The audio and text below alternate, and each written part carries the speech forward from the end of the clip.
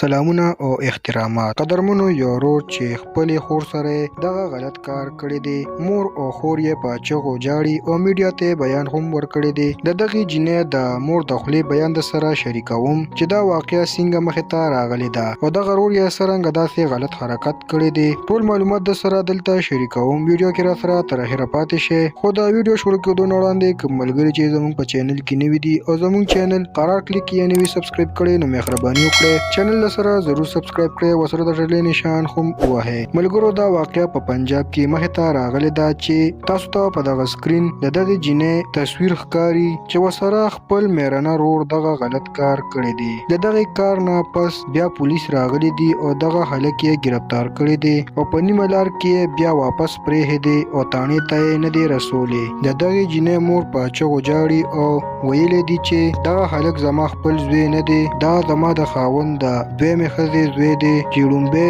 ښځه یې مړه شوې وه او بیا ورته ما زوی ویلي وو خو دی راپاڅېدو او زما لور سره یې دغه غلط کار کوشش وکړو. جنۍ هم په جړا کې ویلي دي چې کله کور ته دی را دننه شو نو ډېر ګډ وډ و او د نشې په حالت کې و. نو ما ورته وویل چې دلته کښېنه زه درله اوبه راوړم خو هغه ما له دیکه راکړه. زه یې په بیډ کې وویشتم او زما نه یې ټولې کپړې وویستلې او ما سره دغه غلط کار شروع کړو چې زما په چغو باندې زما مور را دننه شوه او زه یې دننه خلاصه کړم. په دغه چغو باندې د کلي خلک هم راغلل او دغه هلک یې پولیسو ته حواله کړو خو پولیسو ته یې پیسې ورکړې وې. هغوی په لاره کې پرېښودو او اوس فرار دی. دغه جنۍ چې تصویر یې تاسو ته په ویډیو کې ښکاري د حکومت نه د انصاف غوښتنه کړې ده چې زما رور ته دې سزا ورکړی شي. کو سزا یې ورنه کړله نو زه به خپل ځان مړ کړم. ملګرو د حکومت له پکار دي چې داسې واقعګانې مخې ته راځي نو